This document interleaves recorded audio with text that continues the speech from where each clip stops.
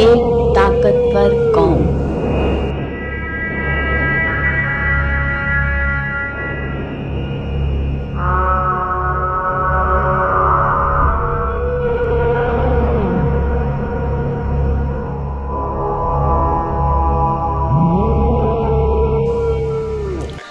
آج سے ہزاروں سال پہلے قوم عاد کی تباہی کے بعد دنیا میں ایک اور طاقتور قوم وجود میں آئی۔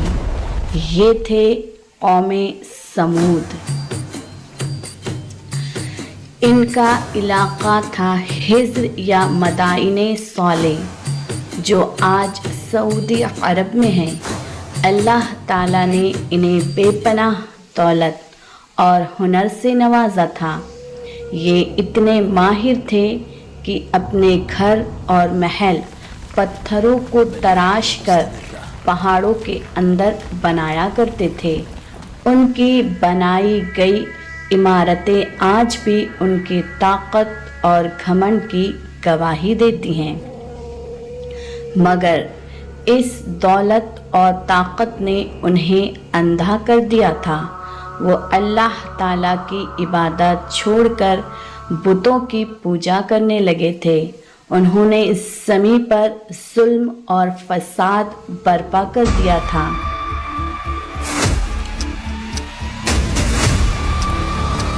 حضرت صالح علیہ السلام کی دعوت۔ تب اللہ تعالیٰ نے اسی قوم میں سے ایک نیک اور شریف انسان کو پیغمبر بنا کر بھیجا۔ یہ تھے حضرت صالح علیہ السلام۔ حضرت صالح علیہ السلام نے آواز دی، اے میری قوم، اس اللہ کی عبادت کرو جس کے سوا کوئی معبود نہیں۔ اسی نے تمہیں زمین سے پیدا کیا اور یہاں بسایا۔ اس سے معافی مانگو اور اسی کی طرف لوٹ آؤ۔ اے میری قوم، تم صرف اللہ کی عبادات کرو، اس کے سوا تمہارا کوئی معبود نہیں۔ اسی نے تمہیں زمین پر آباد کیا اور یہ ساری نعمتیں۔ اپنے گناہوں کی معافی مانگو اور توبہ کرو، بے شک میرا پروردگار بہت کریم ہے اور دعا قبول کرنے والا ہے۔ لیکن گھمنڈی قوم نے اپنے نبی کی ایک نہ سنی۔ وہ ان پر الزام لگاتے رہے، طعنے کسی کرتے رہے اور ان کے پیغام کو ماننے سے انکار کر دیتے تھے۔ قوم کا سردار، یہ ہے ہمارے دیوتا جنہوں نے ہمیں یہ سب کچھ دیا ہے، ہمیں کسی اندیکھے خدا کی ضرورت نہیں۔ اے صالح، تم ہم کو ان چیزوں سے روکنا چاہتے ہو جن کو ہمارے بزرگ پوجتے چلے آئے ہیں۔ ہم تم پر کیسے یقین کریں؟ اگر تم سچے ہو تو ہمیں کوئی کھلا ہوا معجزہ دکھاؤ۔ اونٹنی کا معجزہ۔ ان ظالموں نے ایک چٹان کی طرف اشارہ کرتے ہوئے حضرت صالح علیہ السلام سے مانگ کی کہ اس پہاڑ کے اندر سے ایک گابھن اونٹنی نکالو جو پوری طرح تندرست ہو۔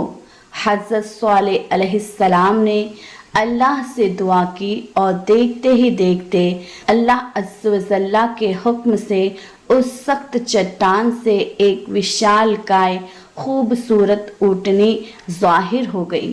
یا اللہ کی اونٹنی تھی، ناقۃ اللہ۔ حضرت صالح علیہ السلام نے انہیں شرط بتائی۔ حضرت صالح علیہ السلام نے کہا، یہ اونٹنی اللہ کی نشانی ہے۔ ایک دن یہ گاؤں کا سارا پانی پیے گی اور بدلے میں اتنا دودھ دے گی کہ پوری قوم کے لیے کافی ہوگا، اور اگلے دن پانی پر تمہارا حق ہوگا۔ اس اونٹنی کو کبھی کوئی بھی تکلیف مت پہنچانا، ورنہ تم پر اللہ تعالیٰ کا عذاب آئے گا۔ قوم کا انکار اور اونٹنی کا قتل۔ کچھ دن تو یہ نظام چالو رہا، لیکن سرکش قوم کو یہ پانی کی تقسیم ناگوارا گزری۔ ان کی دولت اور گھمنڈ نے انہیں نبی کی بات ماننے سے روک دیا۔ قوم کے کچھ بڑے بڑے سرداروں اور بد اخلاق عورتوں کے بہکاوے میں آ کر انہوں نے ایک خوفناک سازش رچی۔ دو بدبخت آدمی قدار بن سالف اور مصدع آگے بڑھے اور انہوں نے مل کر اس بے قصور اونٹنی کو بے رحمی سے قتل کر دیا۔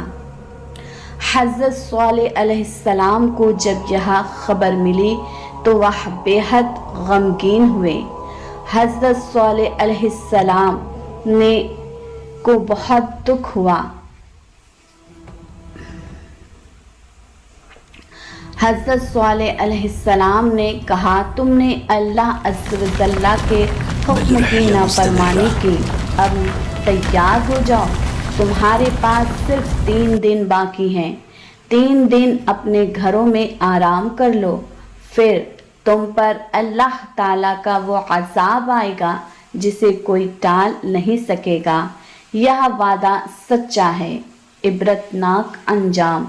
3 دن گزر گئے۔ چوتھے دن صبح ہوتے ہی آسمان سے ایک بھیانک چیخ دہاڑ اور زمین سے ایک خوفناک زلزلہ آیا۔